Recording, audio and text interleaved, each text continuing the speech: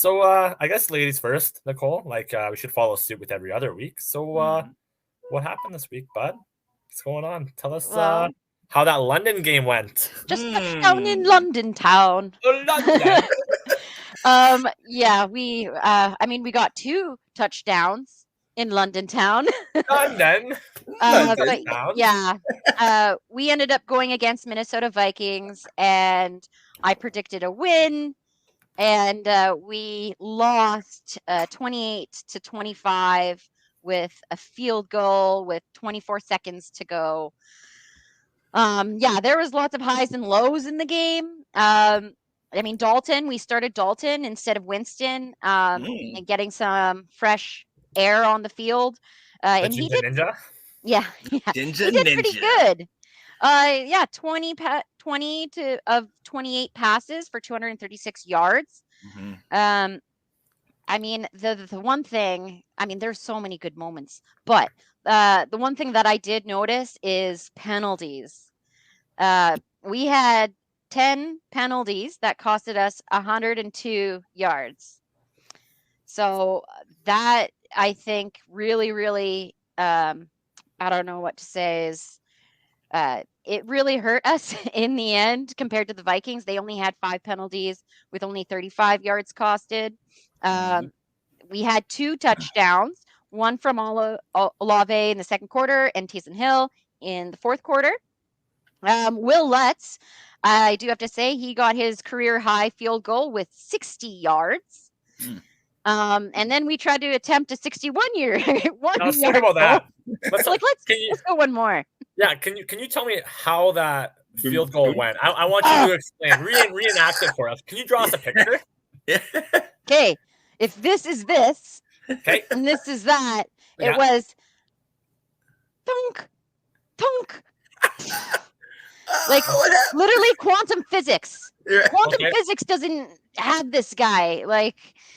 I was really, I was sad. I was hoping for him, just from the highs of his other career, long goal. So, yeah, it was killer. And then 24 seconds left, they got the field goal. So I was I think we were relying a little heavy on our rushing game.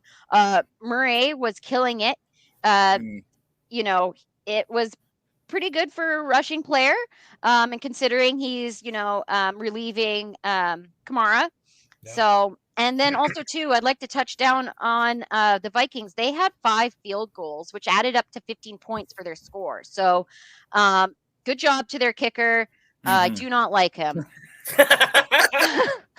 Fair. Yeah, that's tough. That was really tough, honestly, because I'll tell you flat out, I was watching the game in the morning, and I thought it was in. I want to be honest. Yeah. I was watching, like, that's in. That's it. That's it. I slept on my couch to get up so early in the morning, and this is what they do to me. But that's okay. I think that, there was a lot of 2 things: penalties and fumbles, interceptions. We're getting killed by that. So spoiler for coming up later on in the show, what I'm going to talk about. But yeah, that was the game. Sad, really, truly sad. I really wanted to win this one. So fair. I can dig it. Dig it. Mr. Spencer. Yeah. Keep pounding. Keep pounding. Keep pounding. I got pounding the bread. Is he kneading it? What's he doing? We got to check our heart, man. We got to check our heart, see if it's still pounding, see if it's still beating right now. We are struggling. We are 1-3. Another loss. They're calling for Baker's head. They're calling for our coach Rule, his head. Apparently, the organization, him, are on, ultimatum. Look, this is a tale of 2 halves. The first half, we actually played good. We came out of the first half at halftime. We're up 10-3. Our defense was bend but don't break. We were shutting them down. Kyler Murray wasn't able to get anything really done, and we were making sure that he was staying out of the end zone. That second half, even through the third quarter, it's 10-10. But Baker, it's just the worst possible times he messes up. We have a 3rd and 13 where we have a play set up that potentially is wide open, and he fumbles a snap. You know what I mean? Then in another situation where he throws a pick, and you're just like, oh my goodness. And you try to, and look, I like Baker. I try to give him the benefit of the doubt, but he just, I'm just like, did I think he was better than what he was? Like, this guy it's just like he struggles at times. But the other thing is, what I've told you guys each time I've come on here, the number one thing you want to do if you're struggling as a quarterback, you go to your great running back. Yep. Christian McCaffrey wasn't getting the love. When he finally did get in the attention late in the game, he got the touchdown. He brought it together. But early in the game, he wasn't getting love. And I'm going to tell you something. When your star running back, healthy, mind you, star running back, only gets 27 yards on 8 carries, there's a problem there, ladies and gentlemen. Like, there's something that's going on. At the end of the day, man, we were beat on all facets. They beat us on first downs. We only had 2 of 10 on third downs. You know, we only had 40 total yards rushing. We're not playing successful football, man. Like, I don't know what to tell you. I mean, we're struggling. Arizona, in my opinion, they did what they needed to do to win. But I mean, Kyler had his game, 2 passing touchdowns and a rushing touchdown. But at the same time, they didn't. We could have won that game. We were in control of that game in several parts. And like I said, going into the fourth, we were tied up. It's at this point, man, 1-3, looking up at the rest of you guys. You guys even got to win, Kyle. You know what I mean? We're saving that one to last. So we're going to save that to last, you know, okay? You continue on. You continue on. We're not there yet. So we're not there yet. So, and this is where I'm gonna look at the glass half full. Saints, like our friend Nicole said, the Saints with the double doink. I definitely was holding my breath. And Kat is a huge Vikings fan, so she loves Kirk Cousins. So she was like, "Oh, we won!" And I was like, "Okay, good." And then the Buccaneers, they took that L. So, all right, we did okay. So we might have lost, but we're not falling too far down behind everybody. But yeah, another L. This team, my other team, everybody's taking L's. I just it's funny. We'll touch on the Commanders in a bit too, actually. Oh my goodness, we got something about them too. I guess since we don't have a Buccaneers fan in here yet, yeah. So I don't know. You guys watch that Bucs game? It's all highlights. That's all highlights. The highlights, yeah. So I guess to give the cliff notes for anybody that didn't really watch the Bucs game, they were behind from the start. It was bad. Their first play was a turnover. So that kind of just set the mood for the game. And I don't know if it's necessarily a sake of the Buccaneers completely playing bad. I think it's more so that KC came prepared. I think it's more so what the actual result is. You know, there's a lot of talk about Patrick Mahomes being compared to Tom Brady, and with him, how young he is in his career and what he's done already, it's phenomenal. Like, Patrick Mahomes definitely can already see, like, you can see that he has that football IQ that's already developing, right? And with the fact that he has already a pretty, I would say personally, not the best wide receiving corp, especially with Tyreek Hill leaving, you know, with the fact that he has that connection with Travis Kelce, with his tight end, right? I think is a very big representation of what Tom Brady wished he still had with Gronkowski, right? So, you know, it's a lot to be said, especially when the Bucs, in my opinion, and I'll give credit where credit's due, they are the scariest defense in the league right now. I'm going to be blunt about it, but last game, they showed that they have weaknesses. Last week, they showed that they can be scored on and be scored on for more than 13 points. So there is something to be said about that. So was it 41-31? Yeah, 41-31. And I'm not going to go into too much as to why there was a higher scoring game, because I'm not going to spoil it for later. But certain people came in clutch. The only thing I have to say about the Bucs too is they had a healthy wide receiving corp that game. They had Mike Evans. They had Chris Godwin. They had Julio Jones. And of course, you know, Mike Evans, right? So what's your excuse then at that point? You're calling in all these wide receivers, right? And no disrespect to Mike Evans. He's an absolute stud. Chris Godwin too, right? But regardless, it wasn't. That's not a championship team right now. I'm not saying that they're not going to go to the NFC Championship, because Tom Brady has, you know, proved against the odds many, many, many times, obviously, right? So is this maybe just more so of a healthy team and trying to find the chemistry that it still needs to develop? Maybe that's what it is. I'm not entirely sure. But you know what? Honestly, not even just going with the NFC South. The NFC is wide open. The only team that I can confidently say scares me is the Philadelphia Eagles. They are absolutely terrifying right now. I'm not a fan, and I'll fully admit it. They're firing in all cylinders, man. They're the Rams of last year. So yeah. Let's talk about Atlanta. Oh my goodness. We want this out. We want it. Man. We want it now. Okay? We want it. You know what? I am thrilled. I am absolutely thrilled. And what is this? Hear me out. You know what? In all fairness, a lot of people had Atlanta finishing at 32. Like people had Atlanta taking the first overall pick. And I'm not going to lie to you. I absolutely was leaning towards that, where Atlanta was going to finish at the bottom of the division and they were going to continue on with their rebuild. And the one thing that I can say that Atlanta is doing very well right now is they are working with what they have, and they are doing it very, very well. And that's huge. You know, we have a very, very young team. We have a defense that's still developing under Dean Pease, and they're doing what they can. Of course, they could be doing better, 100%. But everybody had the Falcons losing this game against the Browns. The Browns, number one in rushing, going to that game with Kareem Hunt and Nick Chubb, huge. They're absolutely scary. And regardless, Jacoby Brissett playing like a number one quarterback right now. Like he's doing phenomenal with the Browns. So going into that game, I was nervous. I wasn't really entirely sure what was going to happen, but we pulled it off. We won, and we found the holes in that team. You know, we stopped the run game, and we showed them what run game we had, which was quite shocking, to be honest with you. And again, Cordarrelle Patterson balled out again, even with an injury that he's working through. How are you feeling about that, though? That makes me feel bad, because I was really rooting for him. I know you were hyped about him, man. Yeah. Oh, that's rough. Yeah, and you know what? It is a really tough loss, honestly. He is currently my favorite player on the team. He's doing absolutely amazing. And you know, players get injured, unfortunately. That's just the reality of it. You know, our running back situation, it hasn't been the best, and that's no surprise to anybody else.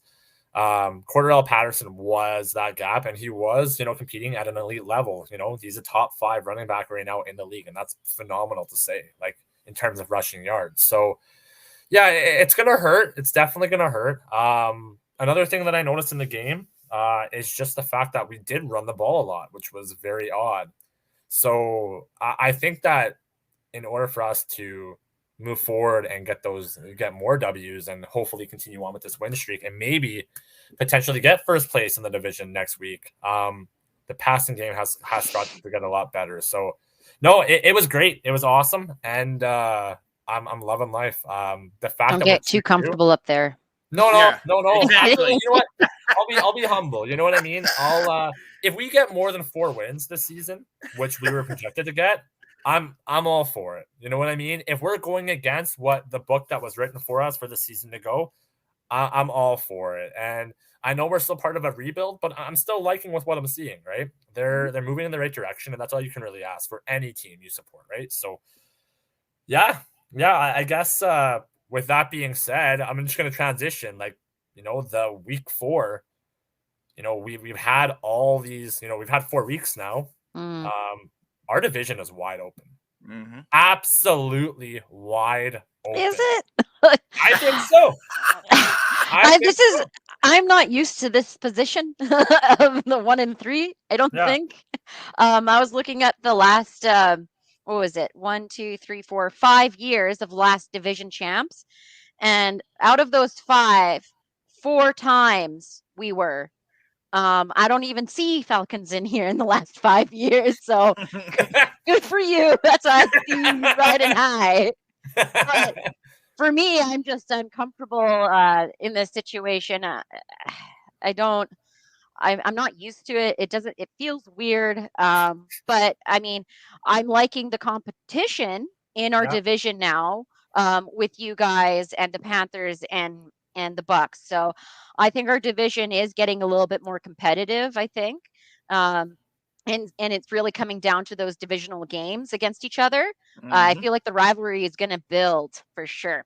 Oh, you We're think not so? done. Like, I'm just happy we're not in the basement. We're right over the Saints. Are you so do you think Tom is gonna break any more tablets?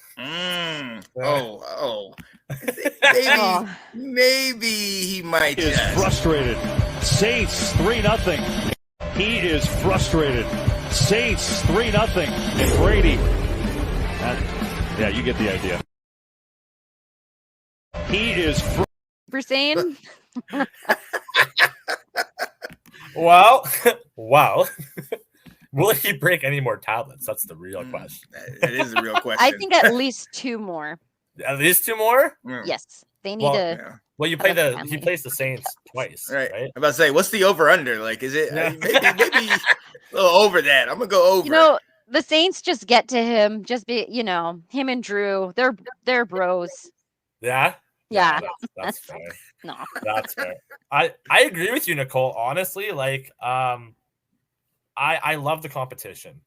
I like a wide open division. Don't get me wrong. I love it when my team wins, as does any, fan, right? When their team wins, obviously, right? But I feel like we're this year's or even last year's NFC West. Like, it's pretty wide open. Actually, fun fact, I don't know if you guys know, but the NFC West right now, every team in that division is 2-2.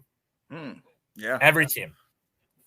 Which is insane, right? Wow. Sure, you may be in the basement, Nicole, with 1-3, but like anything could happen. Like a week like this, for example, for the Falcons is crucial, right? You were behind, right? You were 1-2 going into this week, right? And then thankfully, all of your subdivision teams, they lost, and that puts you at least a little bit in the race, right? I mean, I'm still sour with the last 3 weeks because we had to play you guys, and those are divisional games right off the bat. Like, we're giving it to you. You had a hard, Like, how often does that happen, though? That's a good point.